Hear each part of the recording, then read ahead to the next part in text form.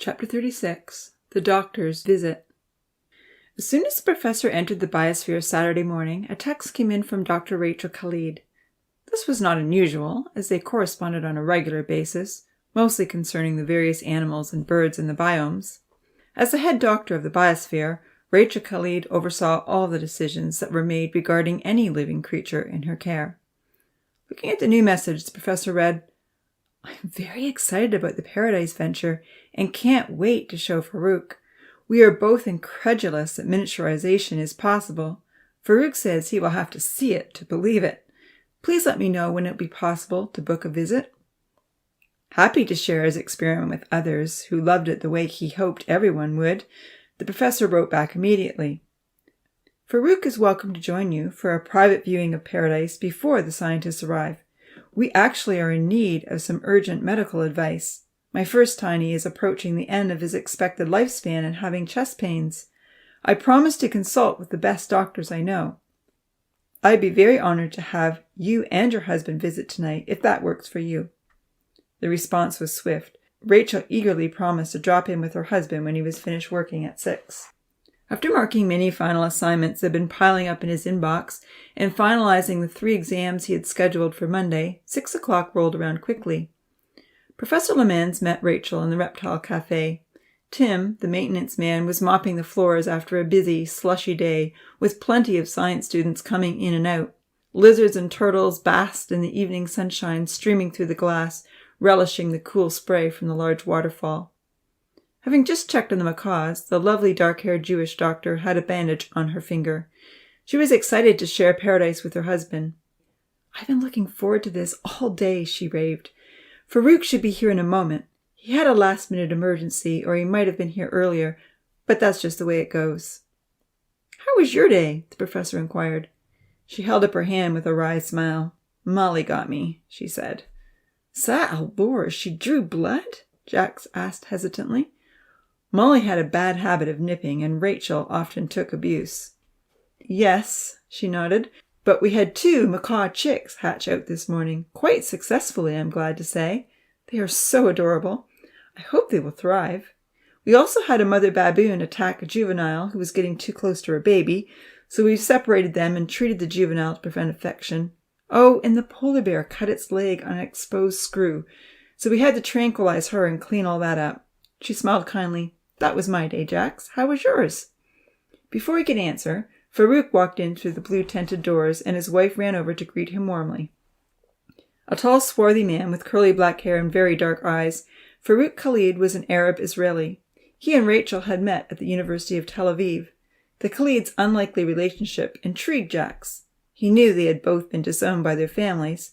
Neither side had approved of the union, which was one of the reasons the couple had immigrated to Canada. The professor ushered them down the mirrored hall, through his private office door that he was now quite happy to open to guests. As they walked into the viewing hall, Farouk said, "This boggles my mind, Jax. I would never in a million years have thought that successful miniaturization is possible." Smiling, the professor led the way to the large viewing window. Farouk was in awe as he and Rachel looked in. "Look at those hills," his wife pointed out, "and the lake and the lovely houses. What a delightful place to live." "So these are the tinies," Farouk smiled, peering in at all the teenagers sitting on the store deck. He cocked his head toward the happy mingled voices coming through the speakers. "I suppose it's dinner time," he laughed. He looked in more carefully. What are they having tonight?" "They make elaborate salads," the professor explained proudly. "I sent in a small cookbook, herbs and spices, and they have tried many things. Almost all their food comes from what they grow in their gardens. Some of them catch fish to fry or make into chowder." Glancing in carefully, he said, "It looks like quiche is on the menu tonight." "They have chickens and eggs?" Rachel inquired. "Oh, yes," the professor nodded, pointing to the farmland. "See the chicken yard right there?" The Khalids nodded. "Here's an interesting fact," the professor relayed.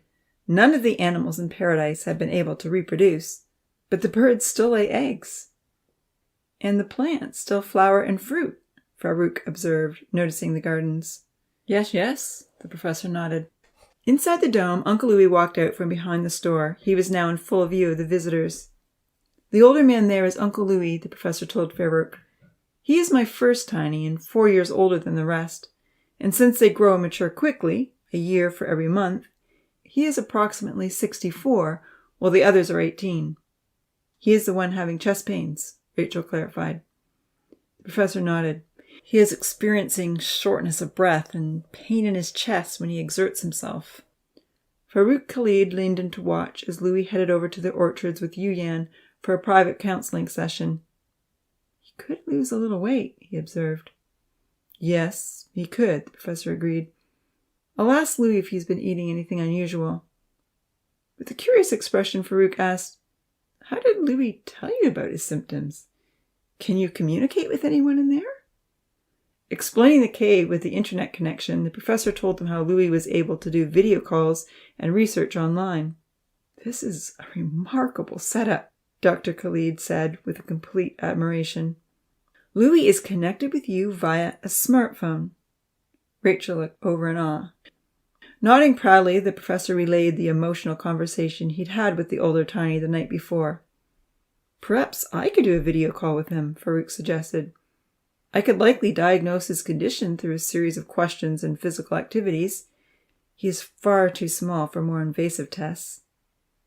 I sent in a blood pressure monitor. Perfect. That will help. If he has blocked arteries, would you recommend surgery? Farouk shook his head. I would never attempt to operate on someone so small. We haven't done enough research to know how his body would react under intensive surgery. I wouldn't know how to calculate anesthetics or medicine. Never mind have the precision required to open up his arteries and stitch them back up. Perhaps if I had the opportunity to practice a number of miniature operations, my success rate might rise, but I'd hate for Louis to be my first case. But if it was his only chance to live, would it be worth the risk? Rachel inquired. Farouk shook his head. If he indeed has blocked arteries, I believe we'd be far better off to encourage him to change his diet and try some medication. There is a new pill that has shown good success recently. I can try to determine a proper dosage for someone his size. He pondered the matter more carefully and shook his head. I certainly wouldn't recommend surgery. Would you have time to do a video call tonight? Jax asked, taking his phone out of his pocket. For sure, Farouk smiled.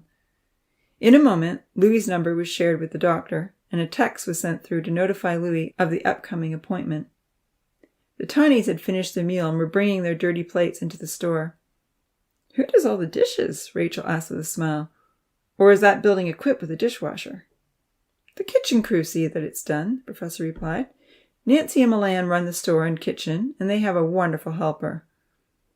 Nancy came out of the store at that moment to take a pile of scraps to the compost area. 2 rabbits hopped out of the bushes.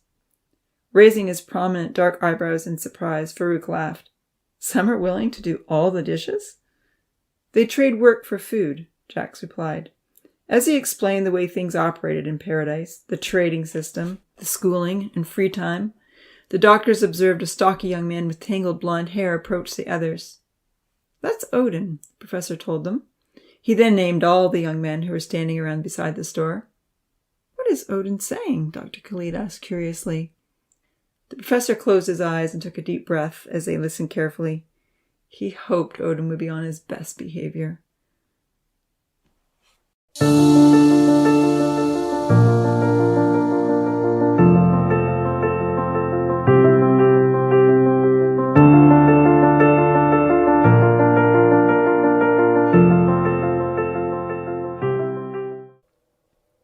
Chapter 37.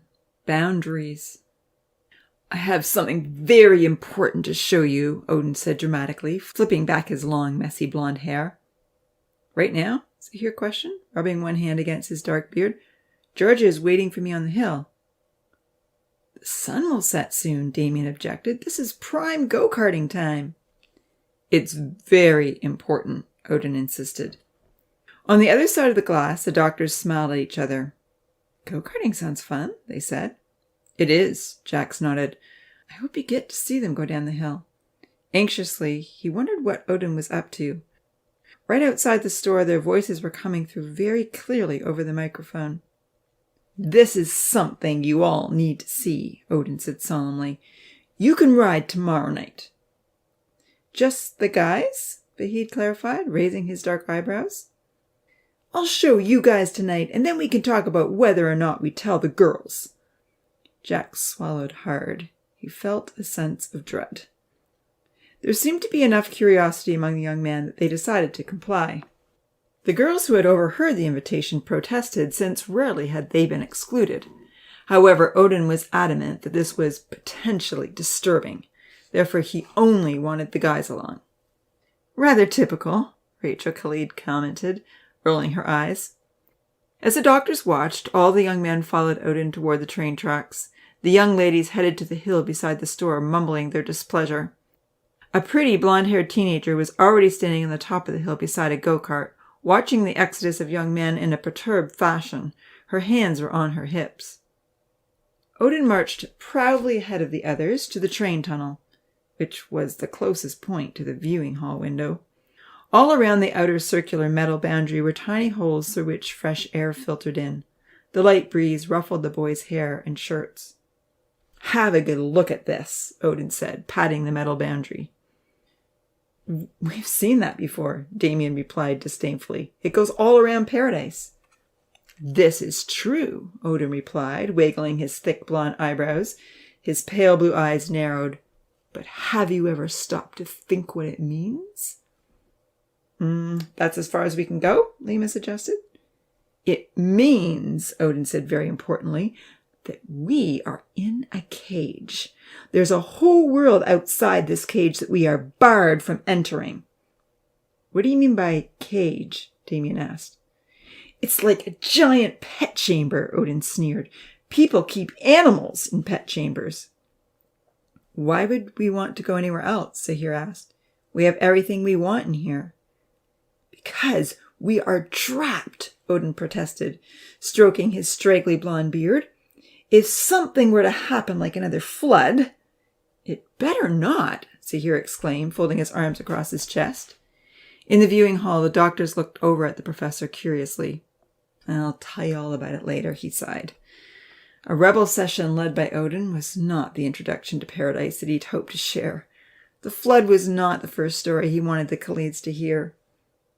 That was an unfortunate accident, Odin said dismissively, and the professor sure took a long time to respond. There may be more accidents that we don't expect and he doesn't notice.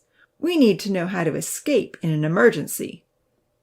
What are you suggesting? Kenzie asked, with a skeptical expression on his pale, freckled face. Well, Odin smirked, since the train goes in and out of this tunnel, bringing supplies from the professor and Evan, then that means the train tunnel is our exit to freedom. They live out there while they keep us in their cage, watching us every day. He glared at the hazy horizon in disgust. They may be watching us right now, and we can't even tell. We need to figure out how to get through to where they are. Franz seemed to appreciate Odin's point of view. We could ride the train, he suggested. The professor's mouth dropped open in surprise. I'm glad I'm hearing this, he laughed to the Khalids. Inwardly, he felt dismayed. Ooh la la, he thought to himself. I'll be putting alarms on that train tonight. He was thankful that he and Evan had ensured the train was flush against the tunnel walls, with no room for a tiny to squeeze in between. Odin smiled with delight. Now you're thinking. He looked at Franz with a keen expression. But what if we need to escape, he prodded, and the train has already come and gone? Then what? Franz pondered the matter. There must be something that triggers that train door to open. That's what I think, Odin replied with a smug expression. So I am suggesting that anyone who wants to find a quick way to exit paradise, should the need ever arise, helps us discover a way to open those doors. We can only do this when Uncle Louis isn't watching. It may require getting up in the middle of the night. Who wants to help? Franz and Ponzi put up their hands. Rachel and Farouk exchanged glances. Jax shuffled uneasily. I don't agree with this, guys, Sahir spoke up. Uncle Louis has told us we wouldn't live more than an hour outside of paradise. The professor has made this world perfect for us. Uncle Louis says we will die if we enter the big world. I trust him. "I'm with Zahir," Kenzie proclaimed, moving closer and throwing his arm around his friend's shoulders. Vahid followed, then Charlie, Milan, and finally Lima. 6 of them stood together. Damien didn't move. He stood alone. Odin was undeterred. "Ah, that's what he says," he scoffed. "Maybe he just doesn't want us to try. He wants us to think we can't live outside of this dumb cage." "I don't see why you don't believe him," Zahir argued. "Uncle Louis talks to the professor every night. He says he knows almost everything." Rachel reached over and patted the professor's arm. They exchanged smiles. Kenzie piped up. "Why would you want to escape paradise? We have a great world to live in." "It's small and it's so boring," Odin replied. "I want to see what's on the other side. I want to figure out what's really going on." Franz moved closer to Odin. "I'd say finding an escape route is very important. The flood went on for a long time before anyone figured out what to do. We could have all drowned. If something else ever goes wrong, we need to know how to get out of here right away." "Anyone else want to investigate?" Odin asked. "Tonight can be our first scouting mission. We'll head out when Uncle Louis goes to bed." Somewhat reluctantly, Ponzi drifted over to Odin's side. "Come on, Damien," Franz encouraged. "This may save lives." I just don't feel right about it," Damien demurred, rubbing both sides of his beard with his hands. "You have a good point and all, but, well, you are smart guys. I'm sure you'll find the way out if there is one to be found." "We'll be the heroes if we find a way," Odin boasted. Zahir stood tall with determination. "I will be telling Uncle Louis about this conversation," he informed angrily. "I'm really disappointed. I thought you guys had learned your lesson." "You tell, and I will wreck your boat," Odin threatened fiercely. For a moment, Zahir hesitated, but then he shrugged and spoke firmly. "Wreck my boat, that's what you want to do. I'm not going to let you wreck paradise again." Doctors looked over at the professor. "I like this Zahir guy," Farouk nodded with a smile. "He's got shaja. You named him well." "What does Zahir mean?" Rachel asked her husband. "Zahir is Arabic for light, like a light that shines in a dark place." Nodding happily, the professor thought to himself, "Well done, Zahir. You were a bright light in a bad conversation." Waving his hand toward the young men who were separating in various directions, Farouk remarked, "You've got a few in there with great valor and some that are just looking for trouble." Intrigued, Rachel looked over at Jax. "Where did all the children come from?" she asked. "The Greenville University Center for Research," he replied quietly, watching Amy come out of the store and empty 2 pots of vegetable scraps into a carry cart. Nancy followed with 1 more. "The kitchen crew works hard," Farouk observed. Jax agreed proudly. "The kitchen is an excellent place to learn servant leadership." Did you use embryos or human reproductive material?" Rachel clarified as she watched the tiny dissipate. "Some of both," he responded carefully. "But I only gathered from donors who gave full consent for unrestricted scientific research." "Oh, look," Farouk called out suddenly, pointing to the hill. "The girls are driving the go-karts." Rachel laughed. "So they are," she said as they watched 3 go-karts of girls race down the hill together. "Looks like so much fun." After a momentary pause, Rachel curiously prodded a little further. "So, of course, you wouldn't know specifically who the donors were for each child?" None. That private information remains with the lab," he smiled gently. The girls made it nearly all the way to the tracks, only a short distance from where Zahir, Kenzie, and Vahid now stood watching. Giggling, they got out, coaxing their friends to join them on the hill before it was too dark to see. For about 20 minutes, the doctors witnessed plenty of wild driving and lots of spontaneous laughter on Rose's Hill, until it got too dark to see. Meanwhile, Odin, Ponzi, and Franz shot vegetable targets in the forest and cheered each other on. "They are truly in paradise," Rachel smiled. "Why would anyone want to get out?" "That's what I ask myself," the professor replied with chagrin. "Teenagers often feel trapped by life's circumstances," Farouk chuckled. "They burst out only to find the perfect world on the other side is not necessarily any better than the one they wanted to leave." The professor looked up gratefully. "So true," he agreed.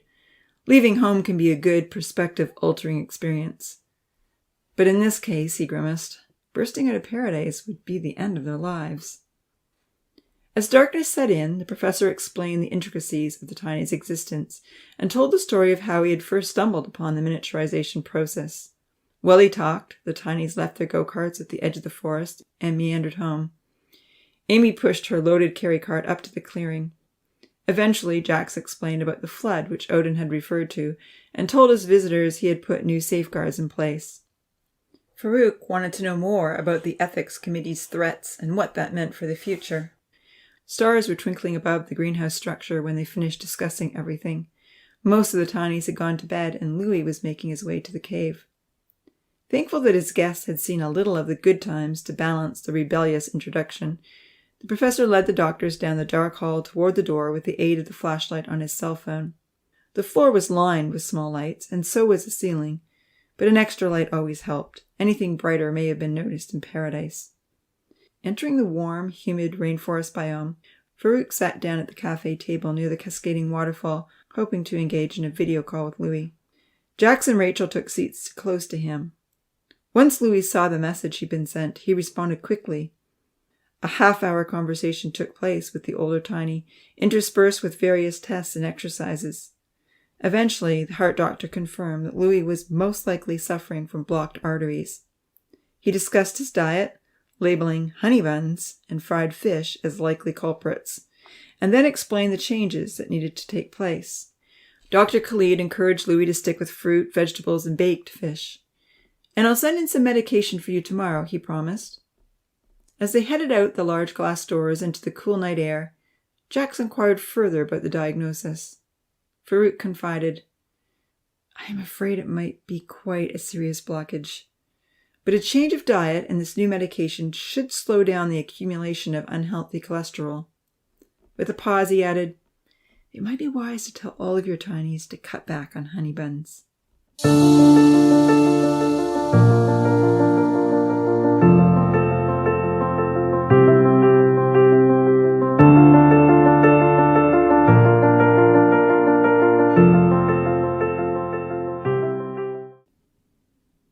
Chapter 38, Restrictions. For the next few days, as various ethics committee members visited to soberly assess the situation, and Rachel came for her daily peek, the Tinys used the solar box ovens to cook their bread. They had a good system going. If they inserted their loaves in about halfway through the school lesson, they were golden brown by the time Uncle Louis finished science. While the bread cooled, they spent time on the parabolic cookers, which were almost complete. Since the oven had broken, Amy had been extra busy frying large batches of honey buns with various types of fruit to help make enough food. Banana, cherry, and pear had all been popular, and she never seemed to fry enough. Every evening she set aside 1/3 of the buns for the morning breakfast rush, but there were always Tinys asking for more when there were none left. The trades that came in had given her plenty of things to keep for herself or trade for something else. In particular, she was very proud of the well-crafted swinging bench Zahir had traded, and which she still needed to figure out how to hang, and 3 beautiful pots from Venetha. She had 5 flower bouquets decorating the girls' mansion, 10 free surfing shows from the Beach Boys, and enough free surfing lessons to last for a full 3 weeks, if she ever chose to use them. Odin and Ponce had brought over many rocks to the store and promised to create a patio and a stone table for the girls' mansion. However, they had not yet carried the rocks up Rainbow Hill. Amy told Nancy that the next time Odin and Ponce asked for honey buns, she would insist that all 50 rocks had to be carried up the hill first. Honey buns were basically all that Odin and Ponce had eaten in the last couple of weeks since Amy had been making plenty, and both of them had gained a lot of weight. Thankfully, Charlie and Santa were able to gather another pot full of honey from under the roof of the farmhouse, or production might have ceased. Not only did Amy have an amazing bench, pots, flowers, tickets, pretty pebbles, and lots of beads, but Georgia had traded a stunning Luna moth picture that she had painted. Sadly, Amy was in no mood to treasure anything from Georgia, and decided the artwork would trade well for something else. Dia promised to sew her a new dress for 3 weeks' worth of honey buns. Vahid and Kenzie had built her a much better carry cart, and the list went on. Kneading the sweet dough that afternoon, Amy added the raspberries that Santa and Charlie had picked for her. As she mixed in the fruit, she thought about the ticket Lima had given her to watch a Shake It Up show that he and Santa were performing. I hope Charlie doesn't feel left out, she thought. Then she considered, is that against the no hurting rule? Is it wrong to hurt other people's feelings? Outside of the kitchen, she could hear Zahir, Georgia, Kenzie, and Vahid working on the xylophone. It had been one of the most complicated projects ever attempted in Paradise, but it was now sounding so good. How she wished she had been involved from the start.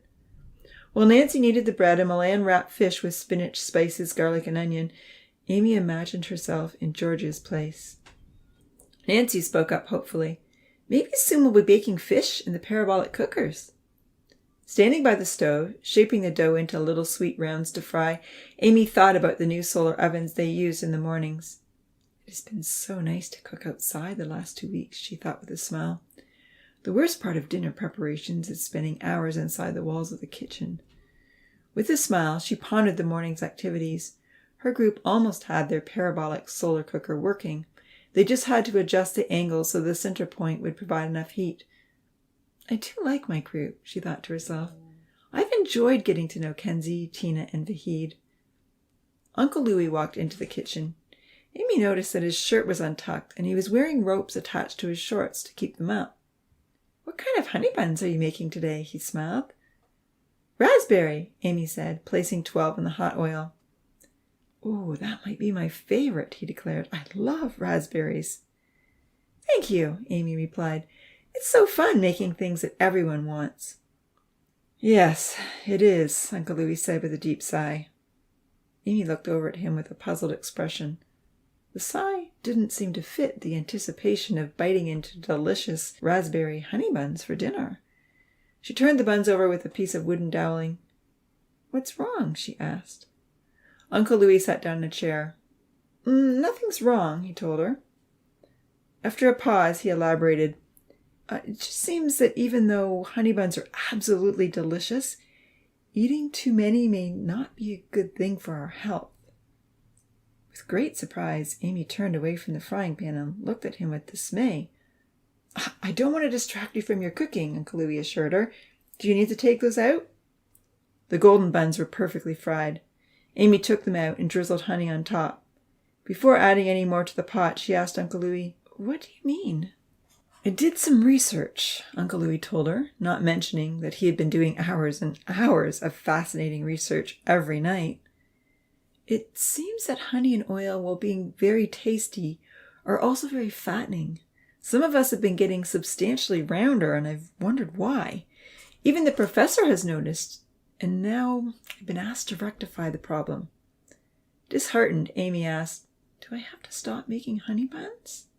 No, don't stop, Uncle Louis assured her. But we need to cut back. 1 honey bun per day is enough for everyone.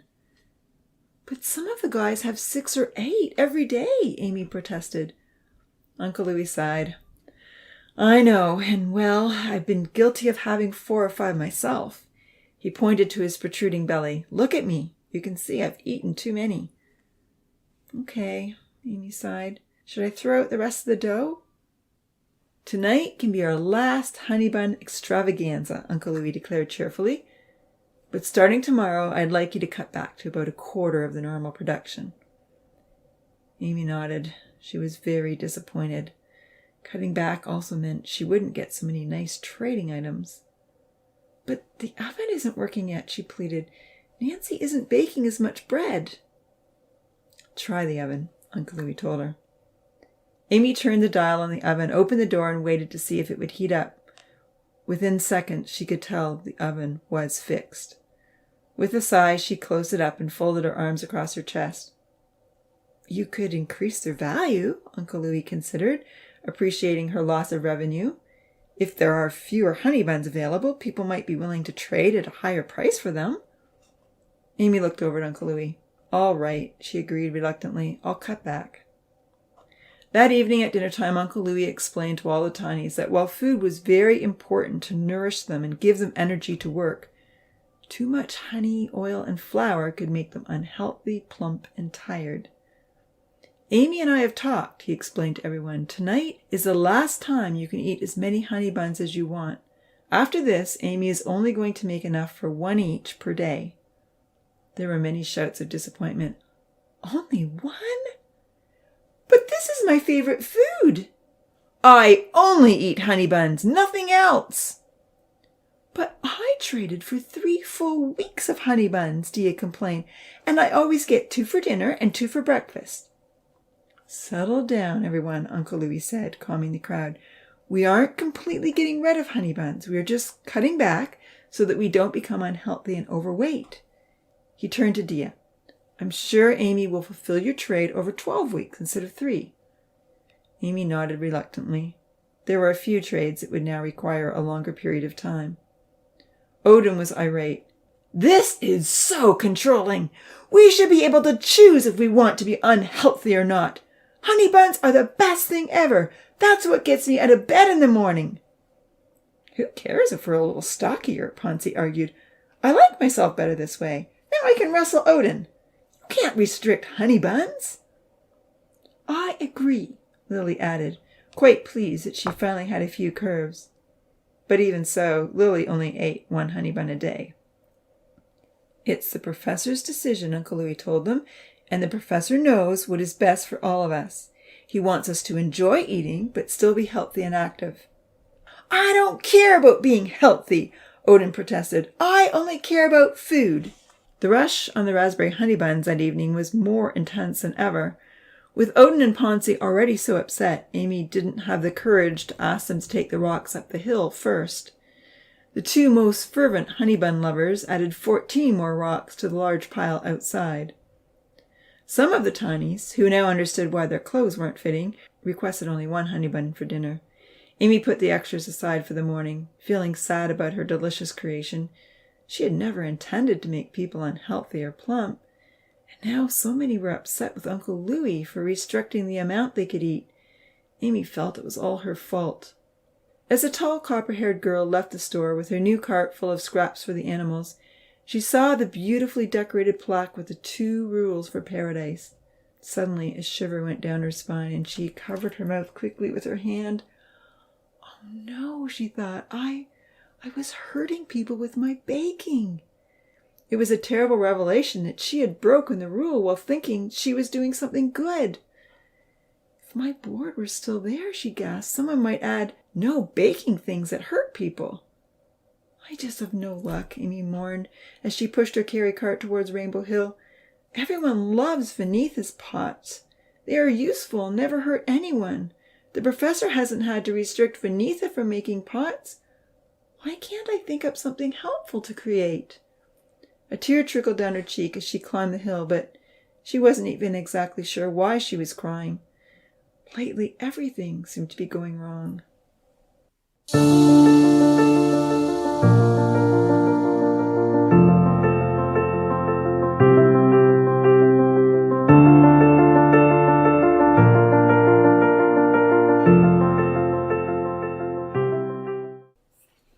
Chapter 39.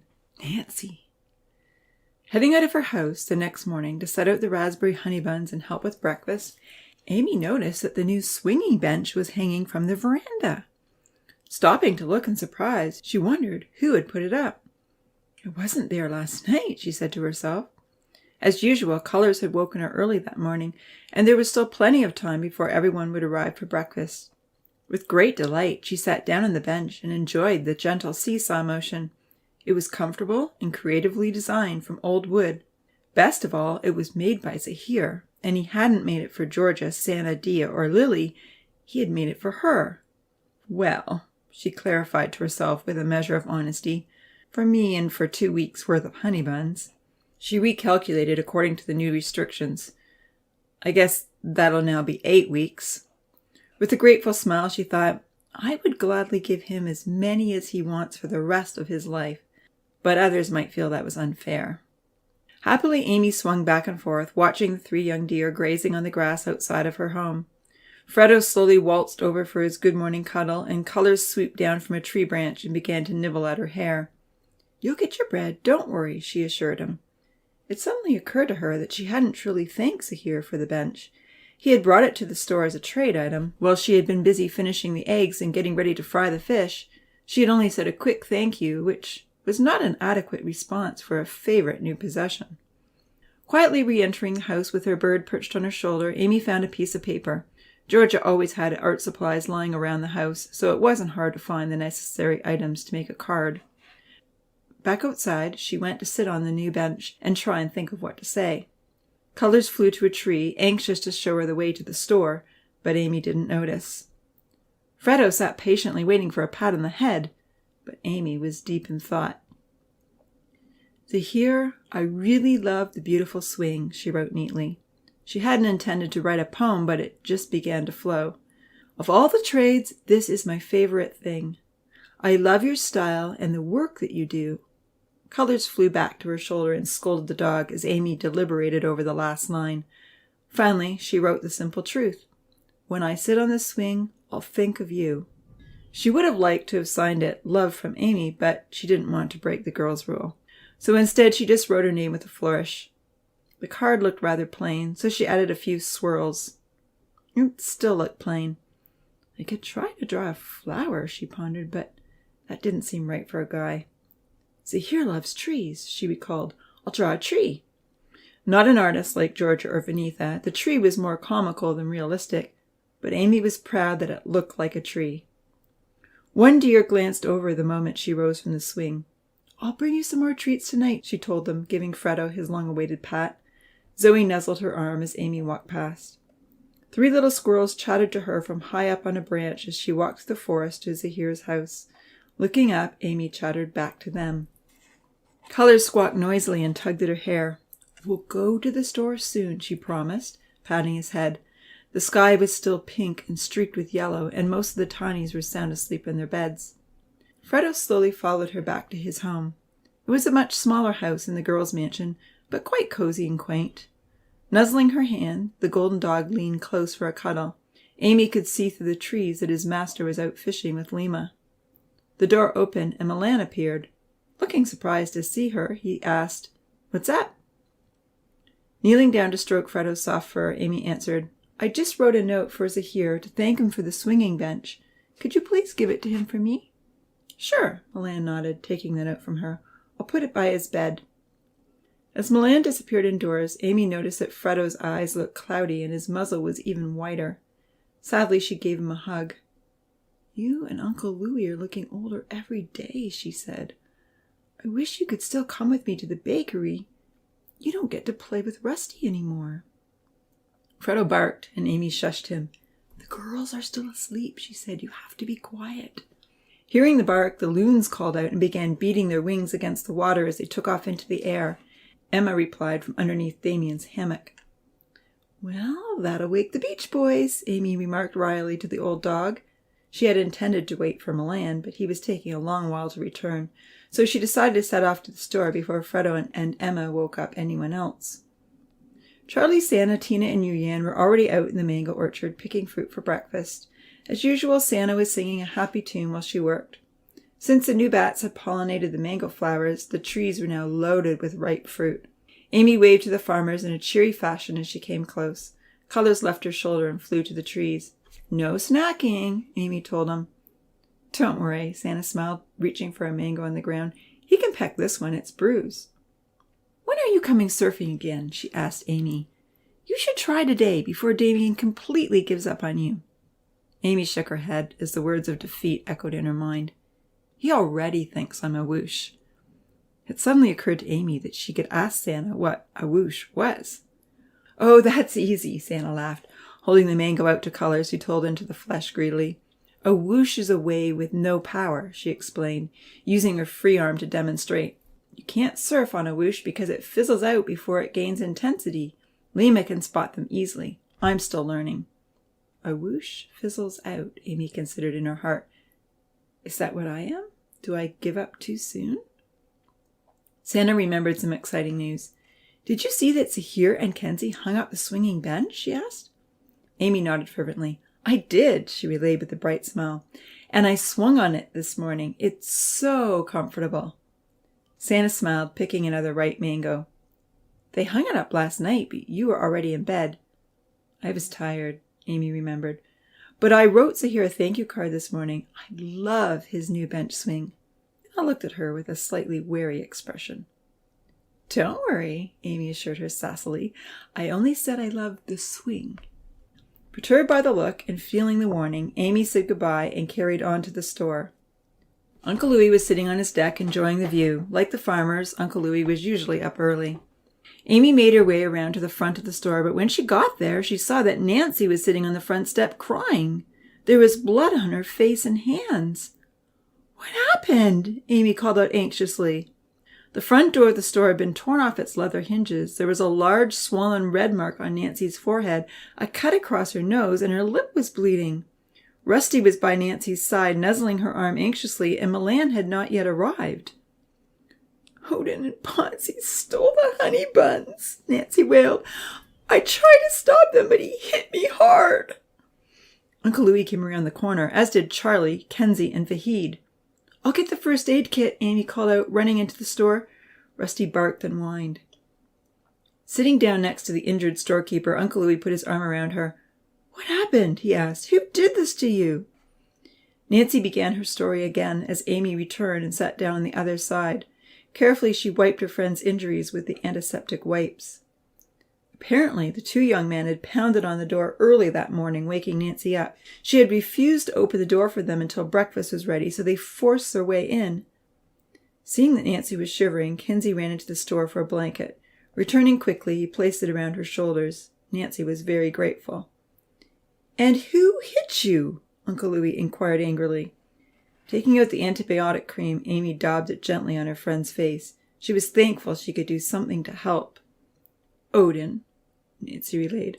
I tried to stop him from taking the honey buns, knowing that everyone would want one this morning, and he pulled a board off the shelves and whacked me across the face. We should never have made honey buns, Amy lamented, applying soothing ointment to Nancy's bleeding lip. It's not your fault, Kenzie consoled her. You only wanted to make something good, and honey buns are amazing. Uncle Louis smiled up at him in full agreement. Kenzie is right. Don't blame yourself, Amy, he said firmly. The fault lies with those who don't restrict themselves. He smiled at her and waggled his eyebrows, like me. Once Nancy's wounds had been cared for and the bleeding had stopped, Uncle Louis ordered, You girls stay with Nancy. I've got to track down whoever did this. I'll come with you, Kenzie offered. Charlie and Vahid volunteered as well. Okay, guys, Uncle Louis nodded. Let's pay a morning visit to Odin and Ponzi. We'll ask them if they're ready for breakfast. With his troops, Uncle Louis marched across the grass. But no one answered at Odin and Ponzi's homes. When they opened the doors, no one was inside. Neither was there any evidence that the stolen honey buns had ended up there. In fact, the houses were so empty that Uncle Louis doubted either young man had been living in them. Those boys, he murmured. I guess I should have been checking inside their houses. Where have they gone? Let's check the forest, Kenzie remarked. I think they have some forts back in there.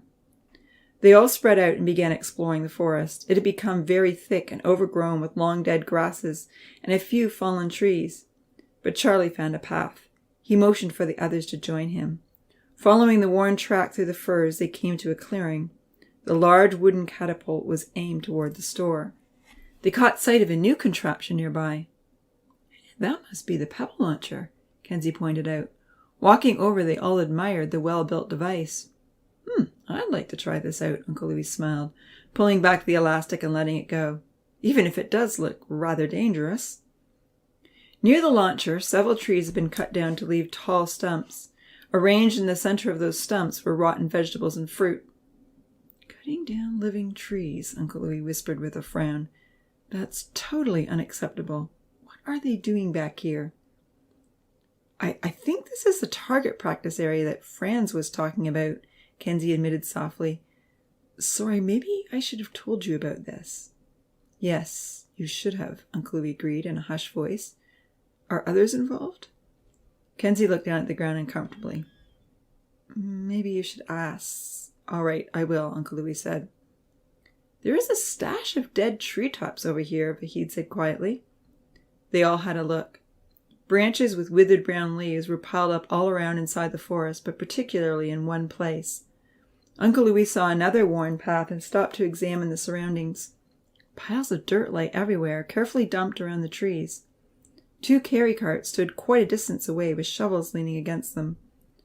Walking close by the dead treetops, Uncle Louis bent over and pulled at something on the ground. It lifted up, and then he gently closed it back down. Returning quietly to the teens who had joined him, he whispered, "I think I've found their den. Let's hide nearby and see if anyone comes out." Happy to comply, Kenzie, Charlie, and Vahid found a hiding place. Sitting in the forest, they waited silently.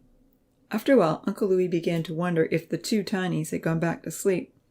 Just when he was going to stand up and suggest they head back to the store, he heard rustling in the shriveled trees. A wooden platform lifted up from the ground. Out of it crawled 2 young men. "Oh, I'm so full," Ponzi was saying. "And we still have enough honey buns to last the week. We won't need to get up early for breakfast." Hidden in the bush, Kenzie, Charlie, and Vahid looked up at Uncle Louis. He nodded knowingly and put his finger to his lips. "I hope Nancy is okay," Ponzi said nervously. "She'll be fine," Odin scoffed. "I didn't hit her that hard. Next time she'll know better than to try and stop us." Uncle Louis stood up and came out of hiding. His arms were folded across his chest. "Why are you coming out of the ground?" he asked. Ponzi looked worried. Odin was surprised. "We're just getting ready for a new day," Odin chuckled. "Nice of you all to come by and say good morning." "We heard from your own mouths about your violent actions," Uncle Louis told him. "You just admitted that you are responsible for hurting Nancy and robbing the store." "Robbing the store?" Odin laughed. "That makes it sound really bad. We just helped ourselves to some honey buns a little earlier than most, that's all." "And why was Nancy hurt?" "Well, if she'd held the door open, we would have thanked her politely," Odin smirked. "You hurt Nancy. You forced your way into the locked store and you stole from everyone," Uncle Louis said angrily. "This is a very serious matter. There will be no more food for either of you until you apologize and begin to make amends." "I'm not too worried," Odin replied. "We've got enough to last a while." For a moment, Uncle Louis imagined dragging the 2 unrepentant young men across to the schoolhouse and tying them tightly to the posts until they broke down in tears. He felt that violently robbing the store and showing no remorse deserved far worse consequences than could be handed out in paradise. "We'll have plenty of work for you to do when you get hungry," he replied angrily.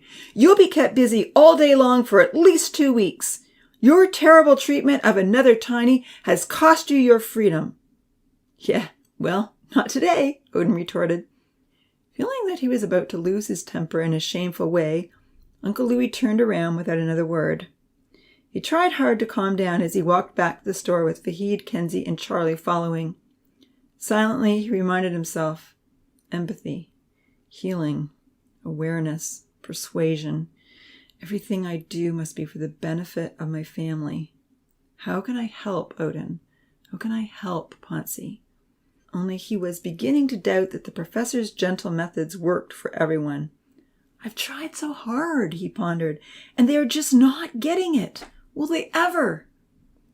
In times like these, Louis's acute awareness that the professor was often watching his actions, the total trust that had been placed on him alone, and the intimate conversations he could always count on having with his father, helped him to find extra strength to overcome damaging reactions. Yet his frustration was growing. He felt sometimes that he was only one step away from overreacting in a way that would disappoint everyone.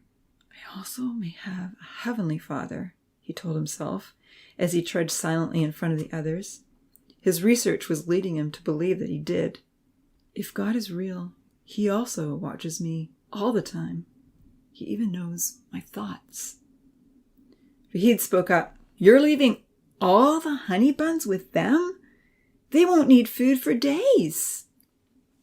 "It may not seem fair right now," Uncle Louis muttered, "but those boys will get hungry and then they will face their consequences." "But what if they keep breaking into the store?" Charlie questioned. "I'm going to offer to trade houses with Nancy," the older tiny assured them with rigid determination. "From now on, anyone who breaks into the store at night will have to contend with me."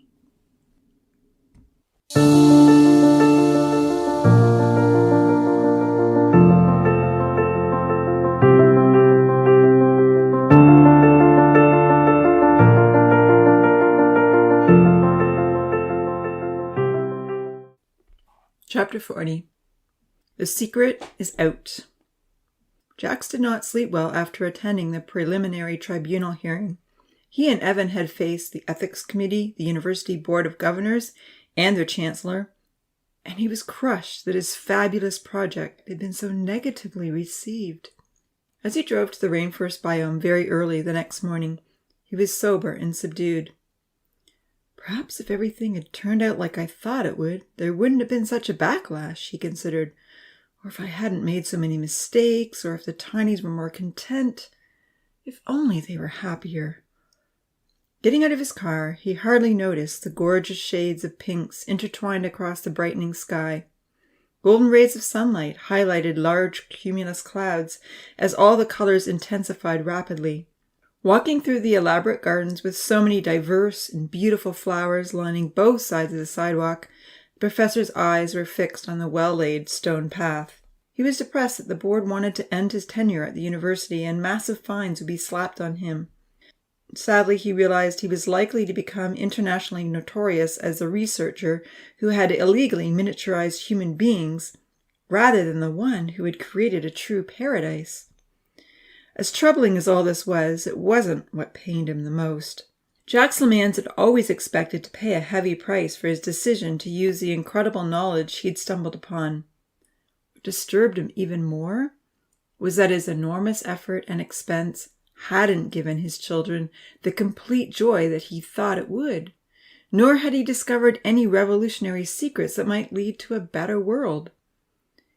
If I've only learned one thing, he considered glumly, it's that the end doesn't justify the means. I have made a grave mistake. As he entered the biome, the spider monkeys were chattering away in the tall trees. Warm sunshine shone through the glass walls, and the humid tropical air gently enveloped him. He could hear the surging waterfall at the other end of the glass building as the toucans and macaws called out their early morning greetings. As long as they don't put me in jail, I'll still be able to visit here, he reminded himself. He was fairly confident that he and Evan would remain the guardians of paradise as long as the last Tiny existed.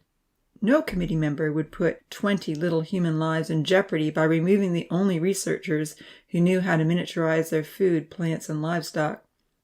And the way legal proceedings happen in our country, he mused wistfully, it may be years before they have this all sorted out. Evan came bursting through the front doors. Jack, it's on social media. What? The professor queried. Already? Holding up his phone, Evan showed him a Facebook post on the Greenville Biosphere page. Photograph of the notorious researcher in his crisp black suit stared back at him on the screen. The headline read, Professor Lemans faces enormous fines. Below, a long article written by a young journalist explained the unethical experiment. Numerous references were made to the negative publicity that would result, damaging the esteemed reputation of the university and biosphere. He must have got hold of the tribunal hearing transcript, Jack sighed. Get ready to manage the press, Evan groaned. Stroking his graying goatee, the professor considered his best options moving forward. I have a voice recording in place, he mused. We'll likely have to give a media interview. At this point, we are giving priority to scientific research. Once Paradise is open to the public in May, we will provide full disclosure to everyone. Evan nodded. I'm glad you've thought this through. Best for us to give a first-hand account of our experiment, Jax relayed despondently. We don't want the media to distort our motives or sensationalize the difficulties. Which they will, Evan interjected. Before he had finished speaking, a cricket chirp was heard, then another. The professor reached for his phone. He looked at the number. Oh, la, he said with a sigh. It's Canadian broadcasting. Well, I have a class to prepare for this morning and a family to check on, so I'll let this ring through to voicemail. By lunchtime that day, many of the students had come across the Greenville Biosphere leading story and were sharing it on Instagram and Twitter. Not many were aware that Evan was involved until Jim began to spread that detail far and wide. He had finally found the answer to all his unsuccessful probing, and it was wilder than his most imaginative speculations. Proudly, he declared himself to be the former roommate of the professor's only assistant. Evan met Seth coming out of his Discovering Biodiversity class. I I just heard about the tinies," the younger student exclaimed with grave concern. "This is almost unbelievable. You really have a world of miniature human beings? You've made your own paradise? Evan, I find it hard to believe that this is, well, ethical." Evan shook his head sadly. He knew that Seth was disappointed in his choices, and rightly so. For all the professor's deliberations on right and wrong and who was just and unjust, somehow they had both convinced themselves 5 years ago that it was right to do something that everyone on the university board thought was wrong. "It's not ethical," he admitted heavily to his friend, "and we're about to face major consequences that we deserve. But it is real. I got into this before I knew better, before I realized I might be tampering with, well, God's creation. I shouldn't have got involved, but it seemed like such an exciting project at the time." He sighed. "And now I'm in so deep I have to stay the course. The tinies are actual human beings who depend on us for their survival." Shaking his head, Seth continued quietly. "Now I understand about the fairy clothes and the houses and tiny furniture. Well, when will Greenville University students get to see the display? Will we be included with the scientists?" "I believe students will have to wait another month for the public viewing," Evan relayed. Then he paused and smiled. "However, perhaps the professor would allow me to take in a visitor, once he is in a better frame of mind. He's a little rattled at the moment." A bleep sounded on Evan's phone. It was a message from Jax. "Hey, Evan, I have an interview to do with Canadian Broadcasting tonight. I'd like you to join me if you can." "Of course," Evan texted back. Since he and Seth both had other courses to attend that morning, they said a quick goodbye and headed off in separate directions. During the lab session, plenty of students asked the tall blonde researcher about paradise. A steady stream of text messages was coming in on his phone. He had to turn off his notifications. "Full disclosure will be provided to the public in May," was a flat answer he copied to everyone. Professor Lemans had taken special care with his appearance for the TV interview, dressing up in the crisp black suit that was generally only seen in the life-size portraits hanging in the entrances to the biosphere. "I'm only agreeing to one media interview until Paradise is open to the public," he told Evan as they headed out. "We must be careful not to give away anything unnecessary tonight. If you feel unsure about answering any question, simply give our line." Evan repeated the answer he had given many times that day. With a wan smile, the professor nodded. "Stick to it," he said. "The interview is difficult. Tom Freeman was well known for goading his interviewees with questions that provoked public outcries. He wanted to know if the professor had dreamed about creating his own miniature world while he was still a child. He asked if the Paradise experiment was the real reason the professor had donated so much money towards building the biosphere. He prodded the professor on his family life, or lack of it, wanting to know if the professor was fulfilling some innate desire to have many children. Jax tried to be discreet. However, he did tell the story of his first experiment with the geranium and his great surprise when the tiny plant took root and thrived. He explained how his research had led to tiny animals and the discovery that such mammals could only live with a finely calculated ratio of concentrated oxygen. Tom berated him for going against the ethics committee and performing such experiments in secret. "Yes, I realize now that I should not have embarked on this project secretly," Jax admitted. "Nor gone against the Canadian Code of Ethics. That was wrong, and I will suffer major consequences from this decision for the rest of my life. However, my hope from the beginning was that this project would assist our study of human life and the damaging effect of suffering upon our species." "Has it?" Jax cleared his throat. "Well, the tinies are very happy, creative, and appreciative," he replied, speaking for at least half of them. "They demonstrate, for the most part, that providing the human race with freedom from oppression, catastrophe, and burdensome rulemaking allows us to fulfill our full potential for happiness and individual expression." "And has your hypothesis been proven? Is everyone happy and cooperative all of the time?" Evan winced slightly. Swallowing hard, the professor chose his words carefully. "After witnessing 18 months of rapid development among the tinies, I do believe that the teen years present some difficulties that may completely dissipate in another 6 or 7 months as they work things out. They are considerably happier, safer, and more cooperative than any human society I've ever observed." Tom Freeman had observed Evans wince and turned his attention to the tall researcher with the spiky blonde hair. "Do you agree with Professor Lemans that his hypothesis is correct?" "As the professor said," Evan relayed evenly, "for the most part, the Paradise population is happy, creative, and very appreciative of their world. We have a card on display which was painted and signed by the inhabitants." "By all the inhabitants?" Tom prodded with a twinkle in his eye. "Are there certain individuals refusing to comply?" "Full disclosure will be provided once public viewing begins," the professor piped up. "That question was directed toward your assistant," Tom laughed. "What's your view, Evan?" Evan was not to be divided from the professor. "I agree with Professor Lemans," he said. "You see, we aren't forcing any particular behavior in Paradise. We are simply providing an ideal environment with minimal consequences for negative behavior, and we're studying the results. All the inhabitants are individuals in their own right, and therefore respond in unique ways to their environment. Any fair scientific study in any field will have varying results at some level." Tom tried a few different questions to see if Evan would divulge any more details in regard to the minimal consequences and varying results, but Evan remained tight-lipped. Turning back to the professor, Tom asked, "Human life cannot begin without a father and a mother. Where did all these tinies come from?"